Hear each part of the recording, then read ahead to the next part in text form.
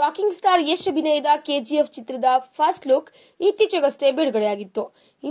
ಇದನ್ನ ಕಂಡು ಅಭಿಮಾನಿಗಳ ಮನಸೂರೆಗೊಂಡಿದ್ದಂತೂ ಸತ್ಯ. ಹೀಗಿರುವಾಗ ಯಶ್ ಅಭಿನಯದ ಕೆಜಿಎಫ್ ಚಿತ್ರದ ಫಸ್ಟ್ ಲುಕ್ ಬಾಲಿವುಡ್ ಮಟ್ಟಕ್ಕೂ ತನ್ನ ಅಂಗಳಕ್ಕೂ ಚಾಚಿದೆ ಅನ್ನೋದು ಮತ್ತೊಂದು ಶುಭಕರ ಸುದ್ದಿ.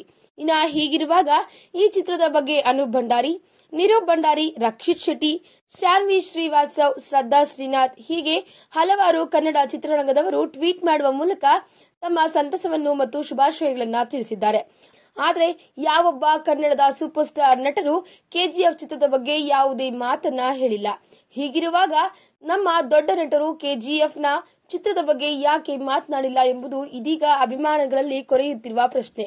ಅದು ಏನೇ ಆಗಲಿ, ಖಂಡಿತವಾಗಿಯೂ ಕೆಜಿಎಫ್ ಚಿತ್ರ ಉತ್ತಮ ಗುಣಮಟ್ಟದ ಚಿತ್ರದಾಗಿ ಸೂಪರ್ ಹಿಟ್ ಗಳಿಸಬೇಕು ಎಂಬುದು ಇದೀಗ ಅಭಿಮಾನಿಗಳ ಆಶಯ. ಈ ವಿಡಿಯೋ ಬಗ್ಗೆ ನಿಮ್ಮ ಅನಿಸಿಕೆ ಹಾಗೂ ಅಭಿಪ್ರಾಯಗಳನ್ನು ನಮ್ಮ ಕಮೆಂಟ್ ಬಾಕ್ಸ್ ನಲ್ಲಿ ತಿಳಿಸಿ.